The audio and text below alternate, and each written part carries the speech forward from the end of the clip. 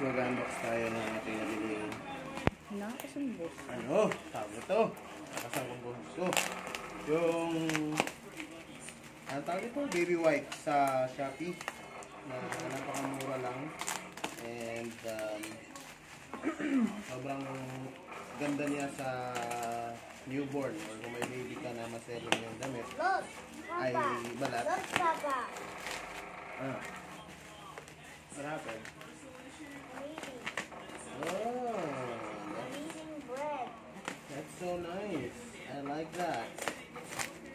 So, mura lang ito nakuha natin. Papatak siya ng 57 pesos ang isa. Best kasi natin bili 80 pesos. Naman, 80 pesos din yung price. So, Oh. parang piso isa. Papatak sa piso isa. Bili natin ito yun sa, sa South Star. Ayan, 100 pulls. Oh, Pero, 80 hindi, 100 yan. yun din, yung nakaraan ba? 80 yung, 80 lip, ano tawag ko? 18 pulls. 80 pulls, tapos 80 pesos din. So, wala, papatak siya na piso yung isa.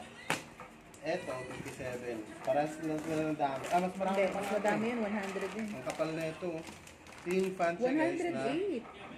ano siya, unscented. So, pang baby talaga siya. Pang newborn. Pang newborn, since sensitive yung ano niya, balat.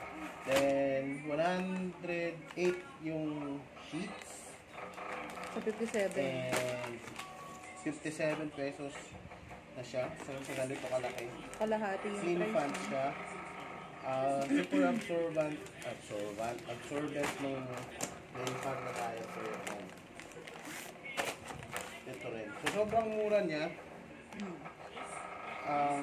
Parang kapresyo na siya ng mga pucho-pucho na mga Ang dami kasi voucher. So, ano na yun? Kasama na voucher doon.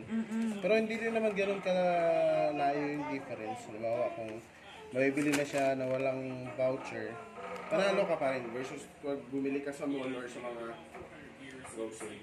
True. So, kaya lang naman kasi malalaki ang presyo ng mga nasa pwesto kasi nga, nagbabayad sila ng pwesto. Yung mga mall, yung mga sa tindahan. Rent. Tsaka employee. Employee pa. So, mga Kuryente pa. utilities pa. So, kaya doon napupunta yung increase ng presyo ng mga bilihin. So, unlike Shopee or online, so, wala walang masyadong gastos. So, check nyo rin mga mamis, clean fan. So, sa official store, mayroon sila, di ba? Official star. Yeah. So, ayan, check nyo na rin guys sa Shopee or Lazada. It's there on the table